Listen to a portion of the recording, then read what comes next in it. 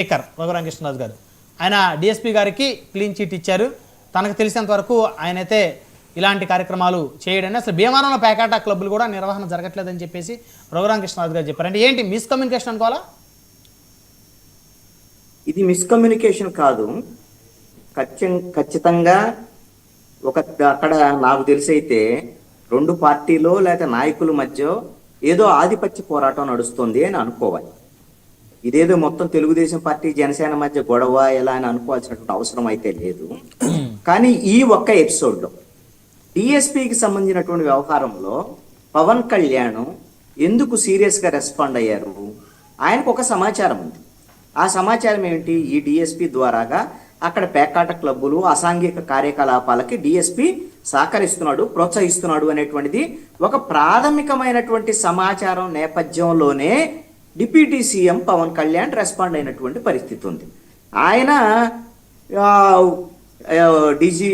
ఎస్పీతో మాట్లాడారు, ఎస్పీతో మాట్లాడి డీజీపీతో మాట్లాడి, డీజీపీ తర్వాత హోంమంత్రితో కూడా మాట్లాడి ఈ విషయంలో ఈ విధంగా అధికారులు గిన ఉంటే, ఈ విధంగా అసాంఘిక కార్యకలాపాలు నడిస్తే అది కూటమి ప్రభుత్వానికి నష్టం జరుగుతుంది కాబట్టి ఒకవేళ దీని మీద పూర్తి స్థాయి విచారణ జరిపి చర్యలు తీసుకోమని అన్నాడు.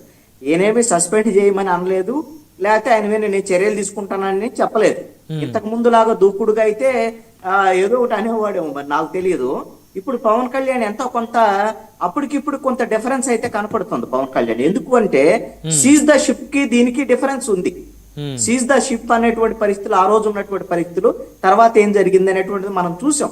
కాబట్టి డిఎస్పీ మేము చర్యలు తీసుకోవాలంటే ఎవరు తీసుకోవాలి? వాళ్ళ హైరార్కీ ఎస్పీ తర్వాత డిఐజీ, ఐజీ, దాని తర్వాత డీజీపీ లెవెల్లో చర్యలు తీసుకోవాల్సినటువంటి పరిస్థితి ఉంటుంది. దాని శాఖ హోంమంత్రికి సంబంధించినటువంటి వ్యవహారం.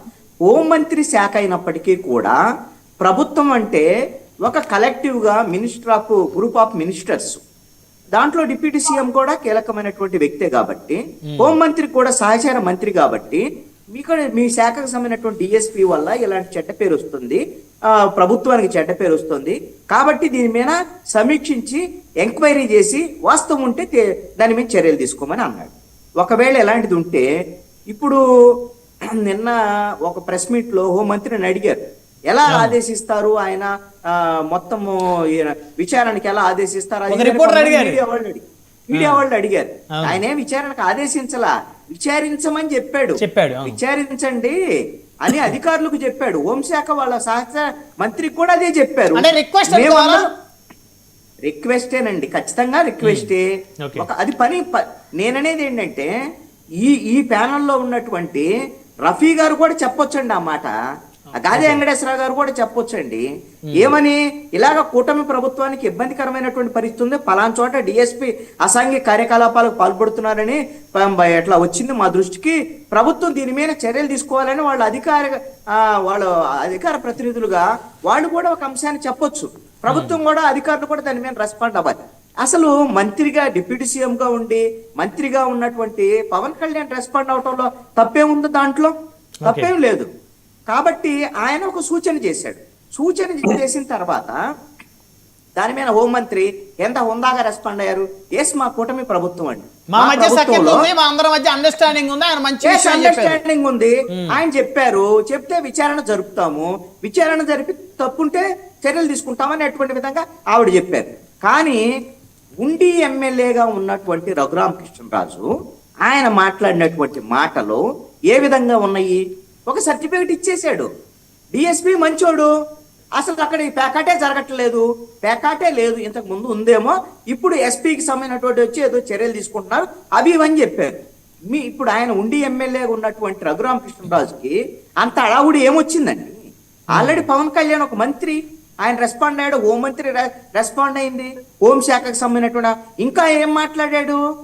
డిఎస్పీకి కితాబ్ ఇవ్వటమే కాదు, ఈయన సర్టిఫికెట్ ఇవ్వటమే కాదు, మంచివాడు ఇవ్వటమనే కాదు, పవన్ కళ్యాణ్ పక్క శాఖల్లో కూడా ఈయన తలదూరుస్తున్నాడు అనేటువంటి పక్క శాఖల గురించి కూడా పట్టించుకోవడం సంతోషం అన్నారు ఆయన. అరే సంతోషం అంటే అదే వ్యంగ్యం అండి. అదేమో కితాబ్ అనే వ్యవహారం కాదు. అలా ఎవరైనా ఆలోచిస్తే అది పొరపాటు అని నేను చెప్తున్నాను. పక్క శాఖ ఏంది నాకు అర్థం కాదు.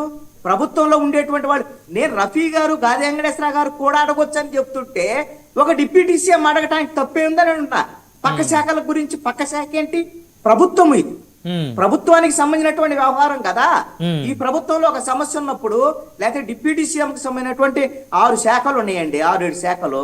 ఆయన శాఖలకు సంబంధించినటువంటి ఒక సమస్య ఉంది, ఇంకొక మంత్రి చెప్తారా లేదా? లేదా కేబినెట్ లో చెప్పొచ్చు, ఆఫ్ ద రికార్డ్ లో చెప్పొచ్చు, ఏమైనా చెప్పొచ్చు కదా.